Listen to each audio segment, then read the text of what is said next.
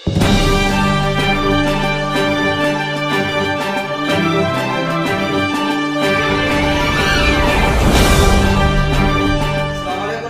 मैं हूं एहसान और आप लोग देख रहे हैं डीप कॉन्सेप्ट्स एंड बायोलॉजी का चैनल। और आज जिस टॉपिक को हम डिस्कस करने जा रहे हैं वो टॉपिक हमारे पास काफ़ी इम्पोर्टेंट एक ऑर्गेनेली है, और वो क्या है? Golgi complex. कौन सा टॉपिक है आज हमारे पास? Golgi complex. बहुत ही मज़े का एक टॉपिक है, बड़ा इसमें कॉन्सेप्ट्स भी हैं और इसमें मतलब समझने वाली चीज़ें भी हैं। बहुत सारी चीज़ों को जो है हम इंटरमिक्स कर देते हैं। इसमें बहुत सारे ऐसे कॉन्सेप्ट्स हैं जो कि वो नहीं होते जो हम समझ रहे होते हैं। ठीक है, गोल्जी कॉम्प्लेक्स देखिए, हम ऑर्गेनेलीज को पढ़ते जा रहे हैं। सेल के अंदर क्या क्या चीज़ें हैं, हमने राइबोसोम्स भी कर लिया, एंडोप्लाज्मिक रेटिकुलम भी कर लिया। अब हमारे पास जो एक इम्पोर्टेंट स्ट्रक्चर है जो ऑर्गेनेली है वो है हमारे पास गोल्जी कॉम्प्लेक्स। गोल्जी कॉम्प्लेक्स का अगर मैं सिंपल नाम बता दूं तो इसका काम होता है पैकेजिंग करना। कोई चीज़ अगर बन गई तो उसको पैकेज करना। जैसे बिलफॉर्स कहीं किसी फैक्ट्री में बिस्किट बन रहे हैं तो वो बिस्किट जब बन जाते हैं, बेक हो जाते हैं, उसके बाद वो ऐसे ही हमारे पास नहीं आ जाते, बल्कि पहले उसके छोटे साशों में पैकेजिंग की जाती है। उसके अंदर वो जो पैकेज होता है, जो उसका रैपर होता है, उसमें उसको रैप किया जाता है। उसके बाद फिर उसको डब्बों में डाला जाता है, डब्बों के बाद कार्टन में डाला जाता है, उसके बाद उसकी सप्लाई होती है। तो ऐसे ही हमारे पास जब हमारे सेल में कोई ऑर्गेनिक कोई चीज़ बनाता है तो वो चीज़ वैसे ही सेल के बाहर नहीं आती, उसकी प्रॉपर मॉडिफिकेशन होती है। शायद वो उस फॉर्म में ना हो कि वो अपना काम कर सके, अपना फंक्शन नहीं परफॉर्म कर पाते अगर उनकी मॉडिफिकेशन ना हुई हो। तो वो जो मॉडिफिकेशन है, वो जो मैन्युफैक्चरिंग के बाद मॉडिफिकेशन उसकी होती है, पैकेजिंग जो होती है, वो पैकेजिंग हमारे पास इस ऑर्गेनेली में होती है, गोल्जी कॉम्प्लेक्स का। अगर इसकी थोड़ी हिस्ट्री के बारे में बात करते हैं तो गोल्जी कॉम्प्लेक्स को 1898 में एक इटालियन बायोलॉजिस्ट था, उसका नाम क्या था? कैमिलो गाल्जी। कैमिलो गाल्जी, उसने इस गोल्जी कॉम्प्लेक्स को डिस्कवर किया था। तो उसकी वजह से इसका नाम भी क्या पड़ गया? Golgi complex. इसका गोल्जी कॉम्प्लेक्स भी होता है, गोल्जी अपरेटस भी, गोल्जी बॉडीज भी, ये बहुत सारे इसके नाम हैं। इवन डिक्टाइसोम्स जो है वो भी गोल्जी अपरेटस को ही बोलते हैं। तो हमें हिस्ट्री में क्या पता चला कि एमसीक्यू में ये पता चला कि इसको डिस्कवर किया था 1898 में। किसने? कैमिलो गाल्जी ने। तो इसकी वजह से इस पूरे अपरेटस को हम कहते हैं गोल्जी कॉम्प्लेक्स या गोल्जी अपरेटस या गोल्जी बॉडीज। तो फंक्शन तो अलग जहन में है कि इसका काम है मॉडिफिकेशन करना, पैकेजिंग करना, चीज़ को मॉडिफाई करना। लेकिन कैसे करते हैं? तो उसके लिए हमें सबसे पहले इसका स्ट्रक्चर देखना पड़ेगा। क्या देखना पड़ेगा हमारे पास? इसका स्ट्रक्चर के गोल्जी जो कॉम्प्लेक्स है इसका स्ट्रक्चर क्या है। ठीक है, अब स्ट्रक्चर समझने से पहले बाकी जब ये चीज समझो ना तो उसको जो बुक में लिखा हुआ है वो इजीली समझ आ जाता है। हमने कुछ चीजों को जो ना अलग अलग करना है, हर एक को गोल्जी कॉम्प्लेक्स या गोल्जी बॉडी या गोल्जी अपरेटस, एक ही चीज को हमने डिफरेंट नाम क्यों दिए हुए हैं? क्योंकि उसके डिफरेंट स्टेजेस है।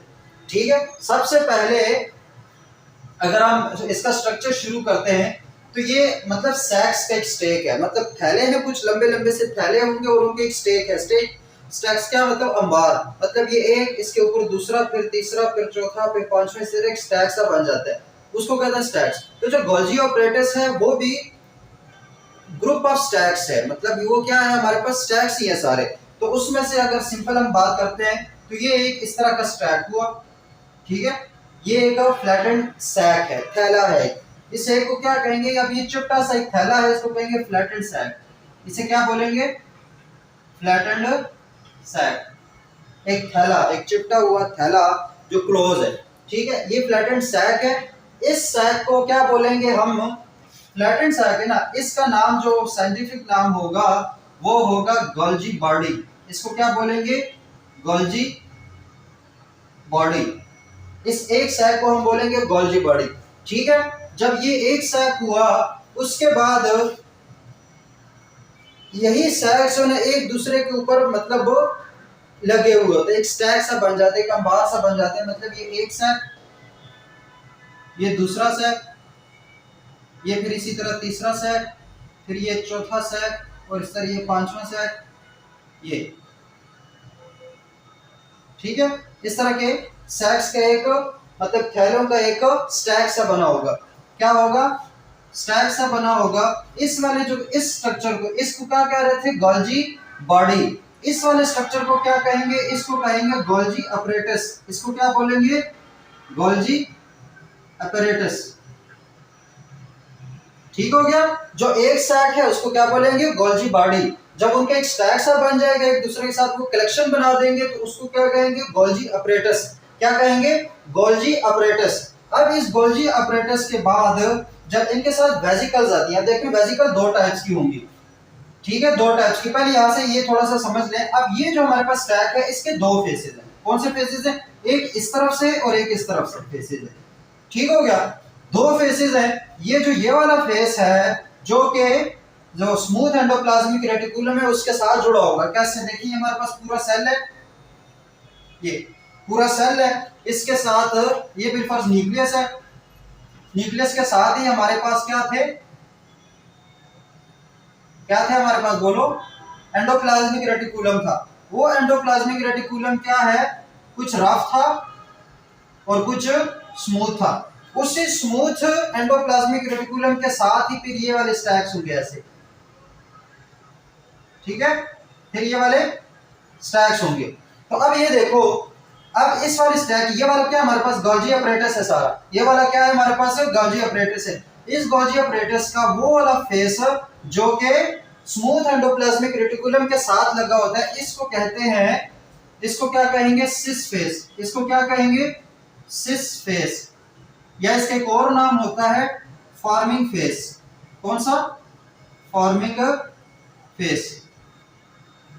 कौन से वाला फेस, जो कि स्मूथ एंडोप्लाज्मिक रेटिकुलम के साथ की तरफ होता है, मतलब साथ जुड़ा हुआ लाजमी नहीं होता, लेकिन उसी तरफ जो होता है वो हमारे पास क्या होता है, सिस फेस या फॉर्मिंग फेस। और इसकी जो शक्ल होती है वो कन्वेक्स होती है। वो क्या होती है, कन्वेक्स होती है, मतलब ये बीच में से उभरा होता है और साइडों से पतला सा हुआ होता है, तो इसकी जो शक्ल होती है वो कन्वेक्स होती है। इसको कहते क्या है, सिस फेस या फिर फॉर्मिंग फेस। और ये वेजिकल रिसीव करता है, लेकिन कौन से वाले वेजिकल रिसीव करते हैं, ट्रांसपोर्ट वेजिकल्स। कौन से वाले, जो सिस फेस है या जो फॉर्मिंग फेस है, इसके पास वेजिकल्स आ रही होती है। क्या हो रही थी, बिलफर्ज हमारे पास सिस फेस है, ठीक है, ये सिस फेस है ऐसे। और यहाँ से जो स्मूथ एंडोप्लाज्मिक रेटिकुलम था उससे एक वेजिकल रिलीज हो गई इस तरह की, ठीक है। अब स्मूथ एंडोप्लाज्मिक रेटिकुलम को जरा रिकॉल करो, हमने क्या कहा था, रफ एंडोप्लाज्मिक रेटिकुलम में कोई चीज बनती है, फिर उसके बाद वो स्मूथ एंडोप्लाज्मिक रेटिकुलम में आती है। स्मूथ एंडोप्लाज्मिक रेटिकुलम में क्या होता है कि उसके गिर्द मेम्ब्रेन चढ़ जाती है, तो वो जो मेम्ब्रेन चढ़ने के बाद जो चीज स्मूथ एंडोप्लाज्मिक रेटिकुलम से निकलती है, जो वेजिकल सा होता है, वो उस वेजिकल को क्या कहेंगे, उसको कहेंगे ट्रांसपोर्ट वेजिकल। उसको क्या कहेंगे, ट्रांसपोर्ट वेजिकल। ये जो ट्रांसपोर्ट वेजिकल है, ये कॉन्स्टेंटली इसके साथ जुड़ता चला जाता है, मतलब ये यहां आ गया, इसके साथ ऐसे जुड़ जाएगा, क्या हो जाएगा, जुड़ जाएगा। तो जो फॉर्मिंग फेस है वहां पे जो सिस्टर नहीं है, एक बात और याद रखना, इस वाले पूरे स्ट्रक्चर को, जो गोल्जी बॉडी है, इसको अलहदा होगा तो इसको सिस्टर नहीं बोलेंगे। ये स्ट्रक्चर ये सारे इनको क्या बोलते हैं, सिस्टर नहीं। क्या बोलेंगे, सिस्टर्नी। अब ये मेम्ब्रेन बाउंडेड है, इसका आगे पीछे मेम्ब्रेन होती है, और ये जो बीच में जगह है इसकी, इसको कहते हैं ल्यूमन। इसको क्या बोलते हैं, ल्यूमन, ठीक है। ये जो सिस्टर्नी है, ये एक सिस्टर्नी, ये दूसरा सिस्टर्नी, ये तीसरा, इस तरह सिस्टर्नी इसका एक ग्रुप है, कलेक्शन है। उस सिस्टर्नी वो मेम्ब्रेन बाउंडेड है, मतलब इसके गिर्द ये मेम्ब्रेन लगी होगी। अब वो मेम्ब्रेन बाउंडेड है और इसके दरमियान जो बॉडी है, वो जो उसके दो मेम्ब्रेन के दरमियान की जो जगह है, उसको क्या बोलेंगे, उसको बोलेंगे ल्यूमन, LUMEN, ल्यूमन बोलेंगे, ठीक है। तो अब यहाँ से जो transport vesicle smooth endoplasmic reticulum से आ रहा है, ये कॉन्स्टेंटली फॉर्मिंग फेज पे सिस्टर्नी के साथ जुड़ता चला जाता है, और कॉन्स्टेंटली ये जो सिस्टर्नी है ये बनती चली जाती है, मतलब एक वेजिकल आया, दूसरा वेजिकल आया, तीसरा वेजिकल आया, तो फॉर्मिंग फेज पे वो बन गई सिस्टर्नी, वो कॉन्स्टेंटली बन रही होती है, जिसकी वजह से इसको फॉर्मिंग फेस बोलते हैं, मतलब यहाँ पे सिस्टर्नी बन रही होती है, ठीक है। अब ये सिस्टर्नी आ गई, बिलफर्ज ये वाली जगह जो है हमारे पास ये है, मतलब ये स्ट्रक्चर हमारे पास ये वाला स्ट्रक्चर है, ठीक है, ये इसके साथ आ गई। तो अब ये वाला जो हमारे पास ट्रांसपोर्ट वेजिकल था वो इंटर हो गया lumen of the Golgi apparatus में।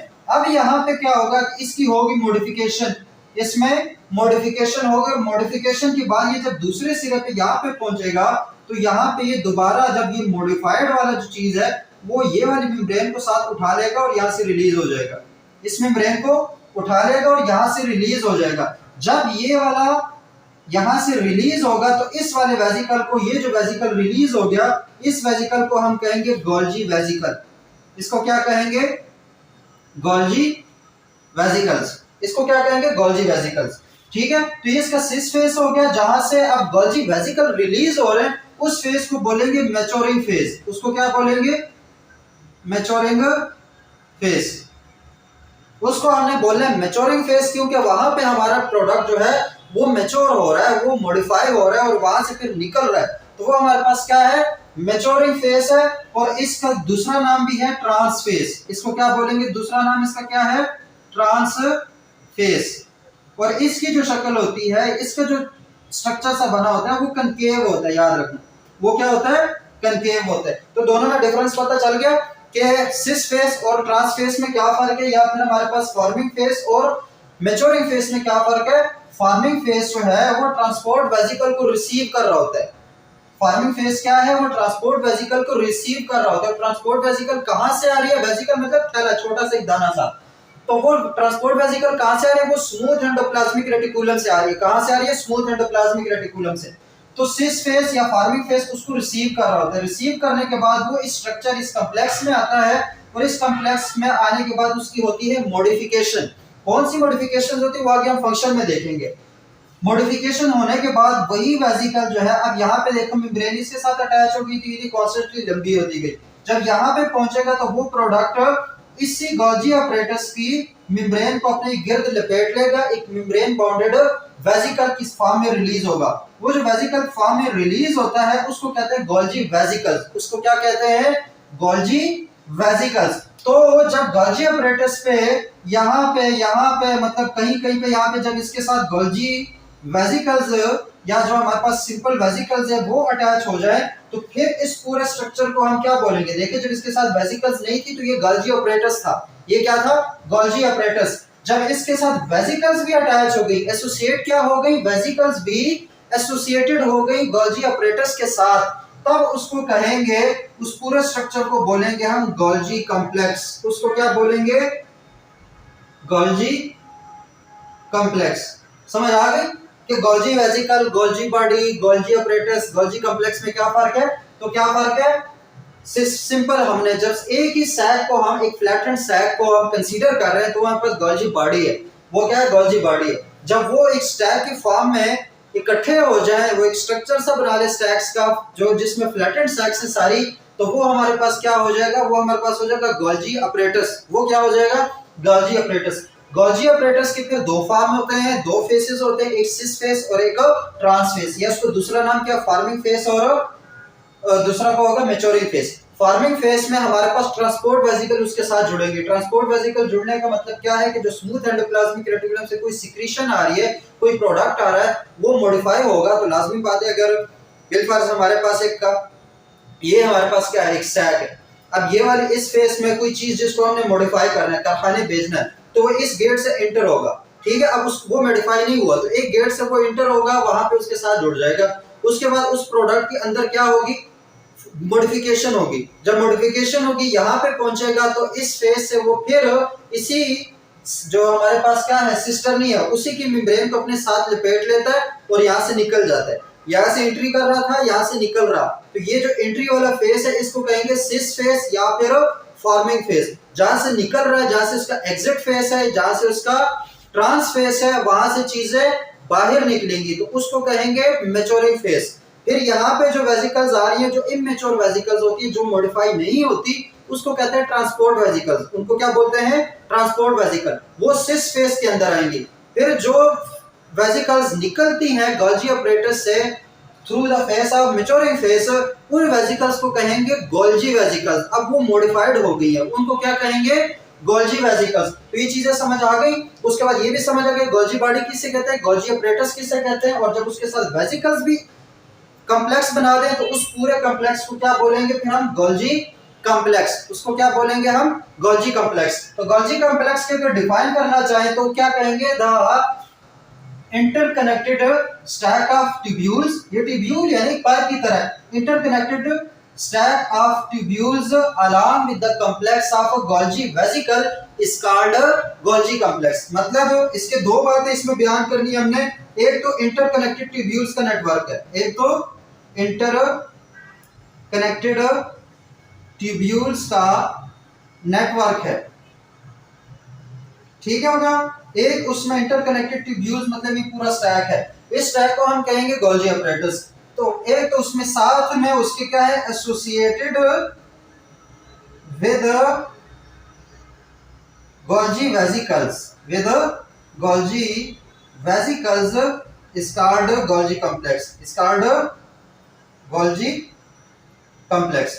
ये बात समझ आ गई कि Golgi complex, Golgi apparatus, Golgi body या फिर गोल्जी वेसिकल्स में क्या फर्क है, उनके क्या क्या काम है, या ट्रांसपोर्ट वेसिकल और गोल्जी वेसिकल में क्या फर्क है, समझ आ गई। ये तो हो गया इसका स्ट्रक्चर, ये क्या हो गया इसका स्ट्रक्चर जिसमें हमने फेस और उसके डिफरेंट जो काम है वो देख ली। अब हमने देखना है उसका फंक्शन कि जो गोल्जी कॉम्प्लेक्स है बेसिकली इसका फंक्शन क्या है। तो स्ट्रक्चर समझ आ गई, उसके बाद हमने क्या करना है, इसका फंक्शन देखना है। तो फंक्शन को हम देख लेते हैं यहाँ पे। ऑप्शन जो स्ट्रक्चर है वो मेन, इसका जो मेन हमारे पास इस टॉपिक को पढ़ाने का मकसद था वो यही स्ट्रक्चर था कि बच्चे जो है वो डिफरेंशिएट कर सकें कि गोल्जी वेसिकल क्या है, गोल्जी कॉम्प्लेक्स क्या है, गोल्जी apparatus क्या है और इवन गोल्जी बॉडी क्या है। हाँ, इन सब को फिर मिलकर गोल्जी बॉडीज बोलते हैं, ठीक है। तो इसका एक और नाम भी है गोल्जी बॉडीज। तो ये चीजें समझ आ गई। उसके बाद जो इसका एक सैक है उसको सिस्टर्नी बोलते हैं, क्या बोलते हैं, सिस्टर्नी बोलते हैं। और वो सिस्टर्नी जो है वो मेम्ब्रेन बाउंडेड है, वो क्या है, मेम्ब्रेन बाउंडेड है। और उसके अंदर के जो पार्ट होता है, जो बॉडी होती है, उसको क्या बोलते हैं, ल्यूमन बोलते हैं। तो ये तो हो गए इसके स्ट्रक्चर। अभी चलते हैं हम गोल्जी कॉम्प्लेक्स के फंक्शन पे, और इसका फंक्शन बड़ा मजे का फंक्शन अभी आपको तकरीबन समझ आ गया। फंक्शन इसका तकरीबन आपको समझ आ गया कि इसका काम होता है प्रोडक्ट्स की मॉडिफिकेशन, प्रोडक्ट्स की मॉडिफिकेशन। तो सबसे पहले हम इसका फंक्शन देखेंगे कि इनके फंक्शंस क्या है, ठीक है। तो फंक्शंस मैंने सबसे पहले जब हमने ये लेक्चर स्टार्ट किया था तो वहां पे कहा था कि इसका जो मेन फंक्शन है वो पैकेजिंग इंडस्ट्री के तौर पर ये काम करता है। किसके तौर पर, पैकेजिंग इंडस्ट्री। देखिए हर तरह की राइबोसोम्स में प्रोटीन बन गए, अब वो प्रोटीन मॉडिफाइड तो नहीं थे, वो तो सिर्फ प्रोटीन थे, उसी के पॉलीपेप्टाइड्स थे। और उसकी जो मॉडिफिकेशन होती है, उसकी मिथाइलेशन होती है, उसके साथ कार्बोहाइड्रेट्स जुड़ते हैं या उसके साथ लिपिड को जुड़ना, वो सारा काम कौन करता है, गोल्जी apparatus या फिर गोल्जी जो होता है हमारे पास कॉम्प्लेक्स, उसमें ये काम। तो मेन फंक्शन इसका पैकेजिंग इंडस्ट्री, ठीक है। बुक में नहीं लिखे, इसको याद रखो कि काम इसका पैकेजिंग इंडस्ट्री। अगर हम बुक की जुबान में बोले तो modification of cell secretions, cell secretions. Cell जो चीज सीक्रेट कर रहा होता है, जो चीज भी उसने सिक्रेशन में देनी होती है, जो चीज वो जो प्रोडक्ट बना रहा है, जिसको चाहे वो खुद यूज करे चाहे वो उसको सेल से बाहर भेजे, वो जो सेल सिक्रेशंस हैं उनकी मॉडिफिकेशन कौन करता है, गोल्जी कॉम्प्लेक्स। उनकी मॉडिफिकेशन कौन करता है, गोल्जी कॉम्प्लेक्स। तो इसी वजह से जो हमारे पास सिक्रेटरी ग्लैंड्स है या जो हमारे सिक्रेटरी सेल्स होते हैं जिनमें बहुत ज्यादा सिक्रेशंस होती है, जैसे हमारे पास ये गैस्ट्रोइंटेस्टाइनल ग्लैंड्स है जो हमारे काम आते हैं ये डाइजेशन में, तो वो जितने सारे ग्लैंड्स हैं उनमें गोल्जी कॉम्प्लेक्स की जो तादाद है वो बहुत ज्यादा होती है, वो अबंडेंट होते हैं। क्यों अबंडेंट होते हैं, क्योंकि जो सिक्रेशंस हो रही थी उनकी मॉडिफिकेशन जो है वो कहाँ हो रही थी, बेसिकली हमारे पास है गोल्जी कॉम्प्लेक्स में, ठीक है। तो modification of cell secretion, cell secretion की मॉडिफिकेशन कौन कराता है, हमारे पास है गोल्जी कॉम्प्लेक्स। उसके बाद अगर अगला हम इसका एक तो ये हो गया इसका ये फंक्शन। दूसरा फंक्शन अगर देखें तो मॉडिफिकेशन ऑफ, या मॉडिफिकेशन को छोड़ दे, ठीक है, मॉडिफिकेशन भी लिखो कोई मसला नहीं है, लेकिन इसके लिए प्रॉपर वर्ड लिख लेते हैं। और प्रॉपर वर्ड क्या है हमारे पास, formation of conjugated molecules, conjugated molecules. दूसरा फंक्शन इसका क्या है, कंजुगेटेड मॉलिक्यूल्स। देखिए हमने सेकंड जो चैप्टर है उसमें पढ़ेंगे कंजुगेटेड मॉलिक्यूल्स क्या होते हैं, जिसमें एक से ज्यादा मैक्रोमॉलिक्यूल्स हो। मतलब एक प्रोटीन है, वो सिर्फ प्रोटीन है, लिपिड्स हैं और हमारे पास कार्बोहाइड्रेट्स हैं, न्यूक्लिक एसिड्स हैं। तो ये हमारे पास क्या है, ये हमारे पास सिर्फ मॉलिक्यूल्स हैं, मैक्रोमॉलिक्यूल्स हैं। जब इनमें से कोई दो जुड़ते हैं आपस में तो उसको कहते हैं कंजुगेटेड मॉलिक्यूल। तो वो जो कंजुगेटेड मॉलिक्यूल्स हैं वो कौन बना रहा होता है, वो हमारे पास गोल्जी कॉम्प्लेक्स बना रहा होता है। बिल फर्ज जो हमारे पास अगर एक कार्बोहाइड्रेट है, कार्बोहाइड्रेट, और एक हमारे पास प्रोटीन है। देखें प्रोटीन कहाँ बना, राइबोसोम में बन गया, लेकिन वो प्रोटीन फंक्शनल नहीं है। क्यों फंक्शनल नहीं है? कि वो प्रोटीन तब फंक्शनल होगा जब उसके साथ कार्बोहाइड्रेट की अटैचमेंट होगी, उसके साथ कोई ना कोई कार्बोहाइड्रेट जुड़ेगा, तब वो प्रोटीन फंक्शनल है। ऐसे बहुत सारे प्रोटीन्स हैं जो कि अकेले काम नहीं कर सकते, उनको लिपिड्स या कार्बोहाइड्रेट्स चाहिए होते हैं। तो उस तरह की जब प्रोटीन है वो कार्बोहाइड्रेट के साथ जुड़ेगी, मॉडिफिकेशन हो रही है ना प्रोटीन की, तो वो प्रोटीन की मॉडिफिकेशन कहाँ होगी? वो गोल्जी कॉम्प्लेक्स में होगी। और ये दो जो है वो जुड़ने के बाद क्या बना देंगे? ग्लाइकोप्रोटीन्स। ये क्या बना देंगे? ग्लाइकोप्रोटीन्स। तो ये जो ग्लाइकोप्रोटीन है इसको कहेंगे कंजुगेटेड मॉलिक्यूल। इसको क्या कहेंगे? कंजुगेटेड मॉलिक्यूल, क्योंकि इसमें प्रोटीन भी है, इसमें कार्बोहाइड्रेट भी है, इसमें एक से ज्यादा मैक्रोमॉलिक्यूल्स हैं, तो उनको क्या कहेंगे? Conjugated molecule. इसी तरीके से कार्बोहाइड्रेट्स और लिपिड्स जो है उनको भी आपस में मिला रहा होता है। क्यों मिला रहा होता है? क्योंकि हमने कहा कि देखें प्रोटीन तो बन रहे थे रफ एंडोप्लाज्मिक रेटिकुलम में, लेकिन लिपिड्स और कार्बोहाइड्रेट्स कहाँ बन रहे थे? Smooth endoplasmic reticulum. अब वहां तो बन गए, लेकिन अब उन प्रोटीन और उन लिपिड्स या कार्बोहाइड्रेट्स का आपस में मिलाने वाला कौन है? उनको कंजुगेट करने वाला कौन है? वो गोल्जी कॉम्प्लेक्स है। तो कार्बोहाइड्रेट्स और लिपिड्स जब आपस में मिलेंगे तो इसको कहेंगे ग्लाइकोलिपिड्स। इसको क्या कहेंगे? ग्लाइकोलिपिड्स। अब ये भी कंजुगेटेड मॉलिक्यूल है। और क्या हो सकता है? जैसे हमारे पास प्रोटीन है, वो जब लिपिड्स के साथ मिलता है तो क्या कहलाएंगे? उसको कहेंगे लिपोप्रोटीन्स। अब बुक में सिर्फ ये नाम, एक लाइन लिखी हुई है कि कंजुगेटेड मॉलिक्यूल्स के फॉर्मेशन करता है कॉम्प्लेक्स। तो कैसे करता है? अभी प्रोटीन और लिपिड्स जो है ये मिलके लिपोप्रोटीन्स कहलाएंगे। ये क्या कहलाएंगे? लिपोप्रोटीन्स कहलाएंगे। तो ठीक है, ये कुछ हमारे पास एग्जांपल हो गई कंजुगेटेड मॉलिक्यूल्स की। तो वो कंजुगेटेड मॉलिक्यूल्स बन कहां पे रहे? वो गोल्जी कॉम्प्लेक्स में बन रहे हैं। अगर इंडिविजुअल लेवल पे बात करें तो ये हम पढ़ चुके हैं। प्रोटीन कहां बन रहे होते हैं?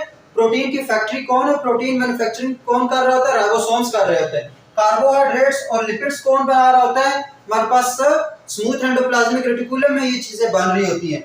लेकिन वो दोनों आपस में मिलते हैं, जो कंजुगेटेड मॉलिक्यूल्स हैं वो कहां बन रहे होते हैं? वो हमारे पास बन रहे होते हैं गोल्जी कॉम्प्लेक्स में बन रहे होते हैं। तो एक फंक्शन ये हो गया। एक का फंक्शन हो गया जो सेल सीक्रेशन है उनकी मॉडिफिकेशन करता है, कौन? Golgi complex. उसके बाद जो कंजुगेटेड मॉलिक्यूल्स है वो कौन बनाता है? वो हमारे पास गोल्जी कॉम्प्लेक्स बनाते हैं। ठीक हो गया। अब देखें इसके बाद ये जो सेल सीक्रेशन हो गई, ये सेल सीक्रेशन किस तरह की होती है? अब देखें इधर, ये तो दो इसके मेन फंक्शन है। अब इसको हम थोड़ा सा डिटेल में पढ़ते हैं कि इनमें फर्क क्या है या इसका मतलब क्या है, ये जो सेल सीक्रेशन है। देखो इधर हमारे पास राइबोसोम्स थे। क्या थे? राइबोसोम्स। वहां पे कोई प्रोटीन बन गए, वो राइबोसोम्स अपना प्रोटीन कहाँ ट्रांसफर करेंगे? वो ट्रांसफर करेंगे एंडोप्लाज्मिक रेटिकुलम में। ठीक है, रफ एंडोप्लाज्मिक रेटिकुलम, अगर राइबोसोम्स है तो रफ में करेंगे। ठीक है, रफ एंडोप्लाज्मिक रेटिकुलम में प्रोटीन बन गई, उसने वो ट्रांसपोर्ट कर दी स्मूथ एंडोप्लाज्मिक रेटिकुलम में। किसमें? स्मूथ एंडोप्लाज्मिक रेटिकुलम में। स्मूथ एंडोप्लाज्मिक रेटिकुलम से वो प्रोटीन जब निकलेगी तो उसको क्या बोलेंगे? Transport vesicle. क्या बोलेंगे इसको? Transport vesicle. अब ये जो ट्रांसपोर्ट वेसिकल है वो कहां पे आके जुड़ेगा? गोल्जी कॉम्प्लेक्स के साथ। कहां पे आके जुड़ेगा? गोल्जी कॉम्प्लेक्स के साथ। अब जरा खुद से सोचो, किस वाले फेज पे? फॉर्मिंग फेज पे। किस फेज पे जुड़ेगा? फॉर्मिंग फेज पे। अब जो गोल्जी कॉम्प्लेक्स है वो उसको अंदर से मॉडिफाई कर लेगा। मॉडिफाई करने के बाद वो निकलेगा किस फॉर्म में?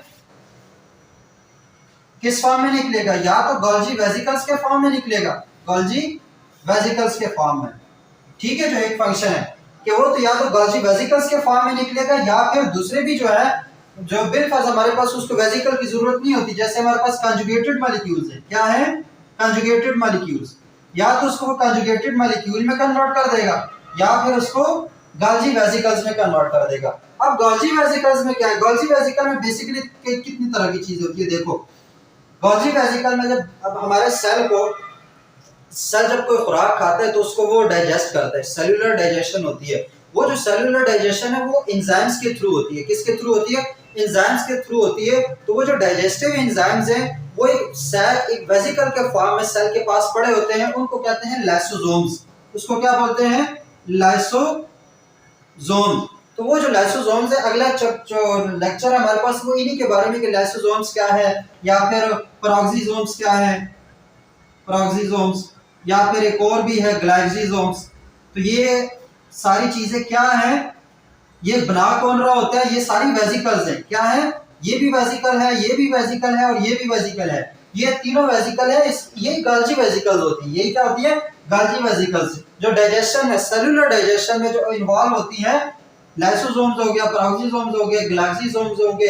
तो बाद में हम अगले लेक्चर में इसको डिटेल से डिस्कस करेंगे कि ये तीनों चीजें क्या हैं। लेकिन अभी तक ये समझो कि ये जो फॉर्म हो रहे हैं, ये जो लाइसोसोम्स बन रहे हैं, ये कौन बना रहा होता है, गोल्जी वेसिकल्स या गोल्जी कॉम्प्लेक्स बना रहा होता है।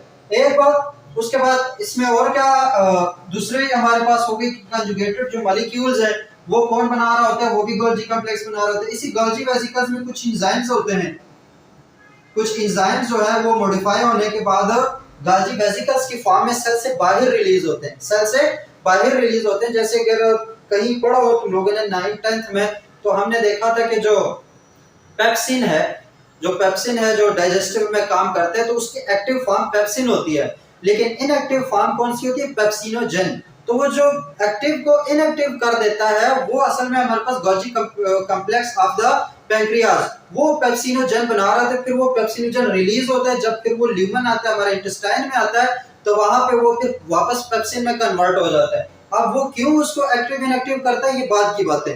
लेकिन वो सारा काम जो है, वो जो एंजाइम्स है, जो उसकी सिक्रीशंस है, बेसिकली इसकी मॉडिफिकेशन कहां हो रही होती है, गोल्जी वेसिकल्स में। इसी तरीके से एक्सक्रीटरी ग्रेन्यूल्स हैं, एक्सक्रीटरी ग्रेन्यूल्स, कुछ चीजें जो है वो सेल ने एक्सक्रीट करनी होती है, सेल ने बाहर भेजनी होती है, लेकिन वो उसको वैसे ही बाहर नहीं भेज सकता, उसकी प्रोटेक्शन करनी होती है, क्योंकि सेल के अंदर हर तरह के एंजाइम्स होते हैं। तो अगर बगैर प्रोटेक्शन के उसको हम साइटोप्लाज्म में भेज दें या सेल के बाहर भेज दें, तो शायद वो अपनी जगह तक पहुंच ही ना पाए, क्योंकि उसको पहले कोई एंजाइम खा चुका हो। तो फिर उस एंजाइम से बचाने के लिए उस शिकारी से अपने शिकार को बचाने के लिए उसके गिर्द वेसिकल बना दी जाती है। तो वो जो एंजाइम है, फिर वो वेसिकल पे इफेक्ट नहीं कर सकता और हमारी जो चीज है वो सही साले में अपने टारगेट पे पहुंच जाती है। तो वो जो मॉडिफिकेशन है, वो भी कौन कर रहा होता है, गोल्जी कॉम्प्लेक्स में, वो भी गोल्जी वेसिकल्स के फॉर्म में ही जाता है।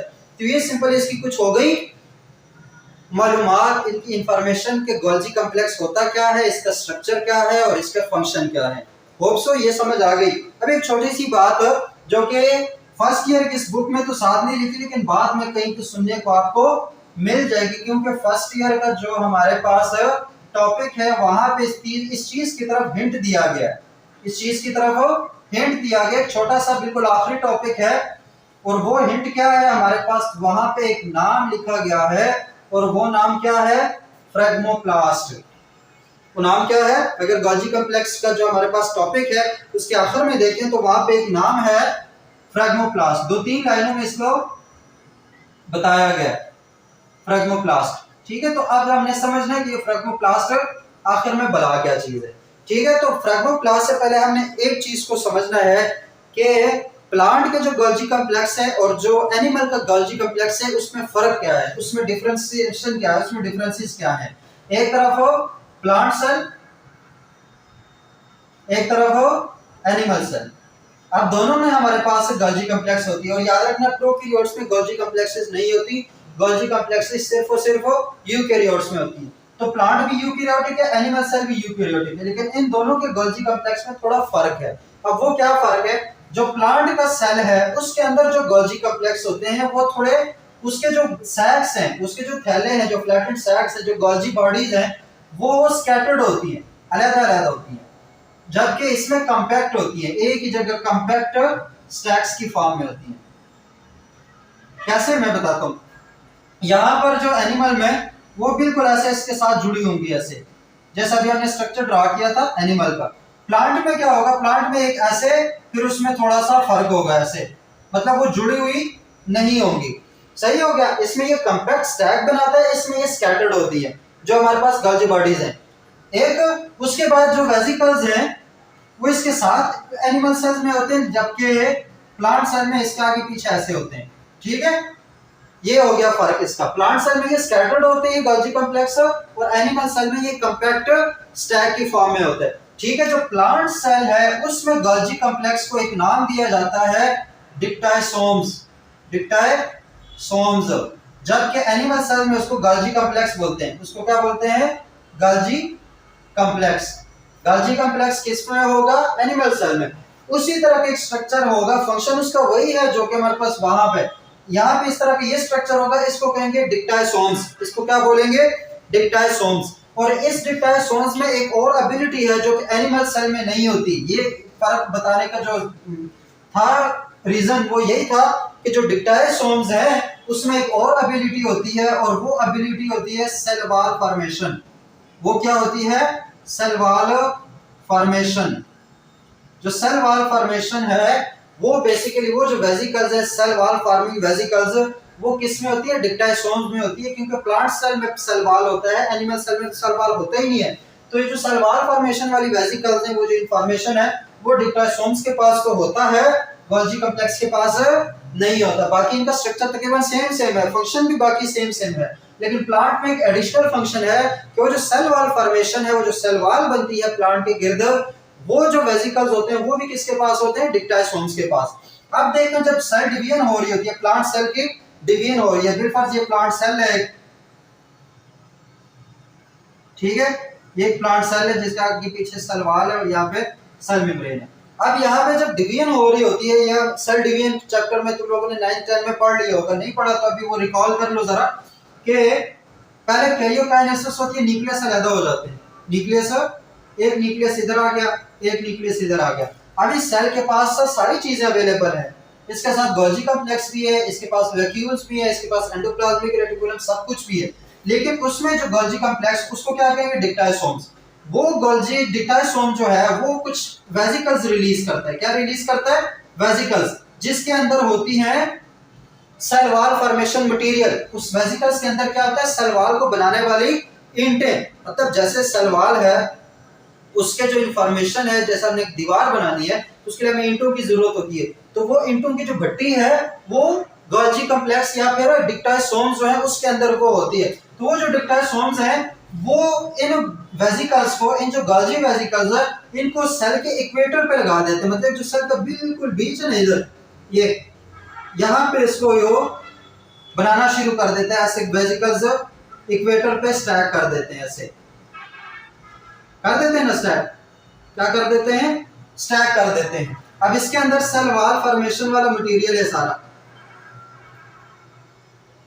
ठीक हो गया। सबसे पहले जो सेल वॉल फॉर्मेशन होती है, ये वाला जो हमने इक्वेटर पे जो स्ट्रक्चर बन गया है, ये जो इक्वेटर पे स्ट्रक्चर बन गया इस सेल के बीचों बीच, इस स्ट्रक्चर को क्या बोलते हैं? फ्रेगमोप्लास्ट। इसको क्या बोलते हैं?